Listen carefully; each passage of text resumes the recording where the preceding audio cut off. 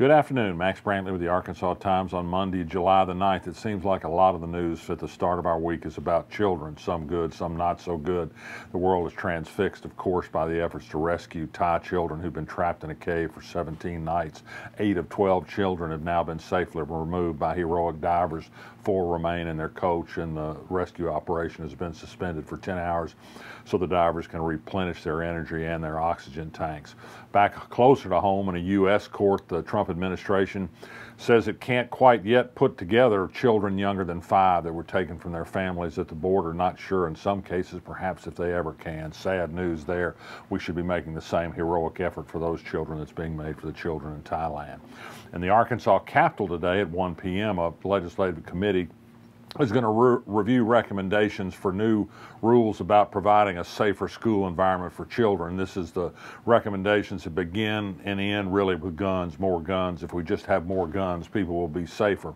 Sorry to say that the Arkansas legislature has fallen prey to the gun lobby. They're going to bring in a man named John Lott, who's made a career out of trying to make the case that more guns do make us safer. Never mind the fact that more guns certainly mean more accidental shootings, and they certainly mean more suicides. His work has been debunked repeatedly by serious researchers, but he's going to pose as an expert at the Arkansas legislature today. Moms Demand plan to be there and present a counterpoint of view if they're allowed to do so. And finally, another children's story out of the Trump administration. The Trump administration used coercive power to prevent endorsement of a resolution before the World Health Organization that breastfeeding is good for children. Unbelievable action. They're looking out for the interest of infant formula people. The Russians managed to carry the ball for the U.S. on this. Another sad day in child policy by this administration. Well, closer to home, the Bureau of Labor Statistics has issued its monthly report on employment. You've been hearing a lot of people bragging about job creation under the Asa Hutchinson administration.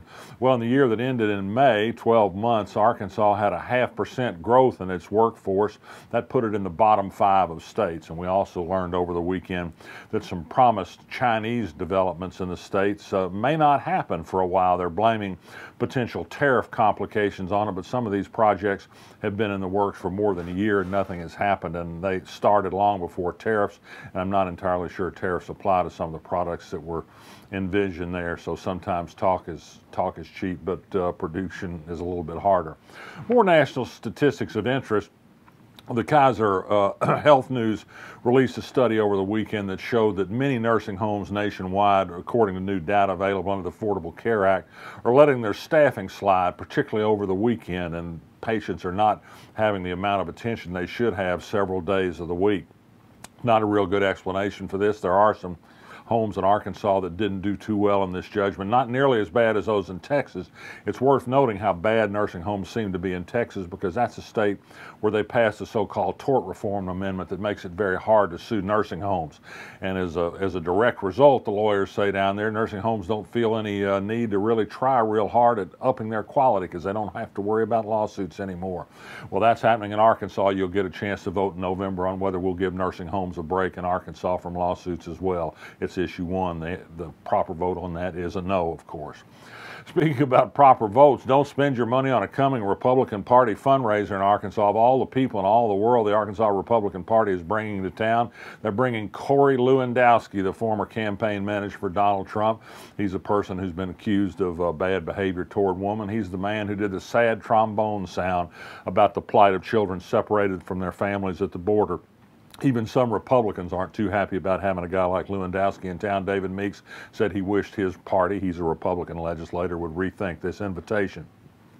And speaking about bad actions by the Arkansas Republican Party, over the weekend, Republican Chair Doyle Webb said that he sees no need for Mickey Gates to resign from the race and expects he'll run for re-election, despite the fact that he faces 6 felony counts of failing to file state income taxes. He apparently hadn't paid income taxes in Arkansas for 14 years. Some Republicans with principle think he ought to resign. Doyle Webb doesn't, because if he did resign, they can't put somebody on the ballot to replace him. He's hoping he'll win the election, and then maybe they can get him to resign at some later point, and then perhaps field a somewhat more ethical candidate for state legislature. In the meanwhile, the Republican Party thinks it's important to vote for the crook, and so you'll get your opportunity if you live down in Garland County. Well, another one of these silly lists came out over the weekend, you know, ranking cities as top 10 on this and that, and I don't put a lot of stock in these, but this one was published in USA Today. It'll get a lot of exposure. The 50 worst cities to live in the United States. Little Rock ranked 19th and Fort Smith ranked 50th. Crime seemed to be a big factor. You can salve your feelings in Little Rock a little bit by yet another poll that said we're really a hub for hipsters to locate. Lots of coffee shops or something like that. I don't know. Finally, this news of note from the Arkansas Business Reporting says that the new law that allowed grocery stores to sell wine has, of course, hurt liquor stores. They've reported an average 5.5% drop in business since grocery stores began to be able to compete with them. If the day comes that grocery stores can sell liquor, as of course the grocery stores hope they'll eventually be able to do, it could really be devastating for liquor stores. Whether that matters to the rest of us, I just don't know. But that's the news today. I'm resisting. I'm Max Brantley. I'll be back tomorrow.